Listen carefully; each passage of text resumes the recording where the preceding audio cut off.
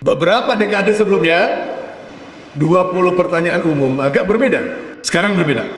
Sebelum 911, sebelum 11 September 2001, sebelum serangan Menara Kembar di New York, pertanyaan teratas adalah, mengapa Islam mengizinkan seorang pria memiliki lebih dari satu istri? Sekarang setelah 9/11, pertanyaan teratas ini turun ke nomor 5. Sekarang pertanyaan yang paling umum adalah tentang jihad. Muslim adalah fundamentalis. Muslim adalah teroris. Jadi tergantung pada bagaimana media menggambarkan Islam. 20 pertanyaan paling umum ini, urutannya dapat berubah. Beberapa dapat ditambahkan, beberapa dapat dihapus. Jadi, setiap beberapa tahun dapat berubah.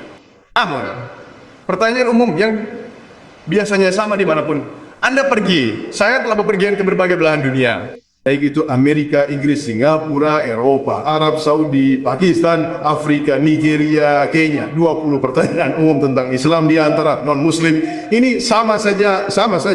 Allah ajadatan baja. Mungkin ada satu atau dua pertanyaan tambahan tergantung pada masyarakatnya. Misalnya jika Anda pergi ke masyarakat barat mereka, mungkin bertanya, mengapa Islam tidak mengizinkan umat Islam untuk mengambil bunga? Namun 20 pertanyaan umum itu sama, mungkin ada satu atau dua pertanyaan tambahan, bergantung pada lingkungan sekitar, bergantung pada masyarakatnya. Tetapi 20 pertanyaan umum itu tetap sama. Jadi, jika setiap menghafal jawaban atas 20 pertanyaan umum ini, kutipan mana dari Al-Quran dan hadits kutipan mana dari kitab suci non-Muslim, baik itu Alkitab, Weda, Upanishata, Bhagavad Gita, maka berikan jawaban dengan alasan dan logika. Dan keempat, dengan bukti ilmiah. Insya Allah Anda akan dapat meyakinkan banyak non-Muslim. Dalam ceramah hari ini, kita mungkin tidak punya waktu untuk menjawab semua jawaban dari 20 pertanyaan yang paling umum, tetapi kita akan mencoba menjawab antara 9 dan 12 pertanyaan tergantung pada waktu yang kita miliki. Mungkin 9 sampai 12 pertanyaan, dan sisanya akan kita bahas besok di bagian kedua. Pembicaraan besok adalah kesalahpahaman tentang Islam bagian kedua.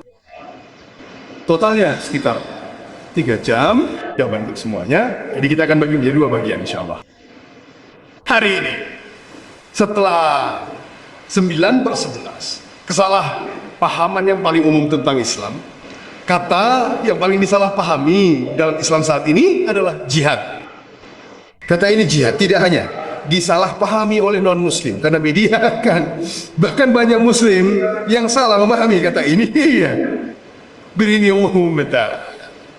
Ini kaum non-Muslim dan banyak Muslim yang menganggap bahwa peperangan yang dilakukan oleh seorang Muslim, baik itu demi uang, kekayaan, kekuasaan, tanah atau bahasa, disebut sebagai jihad.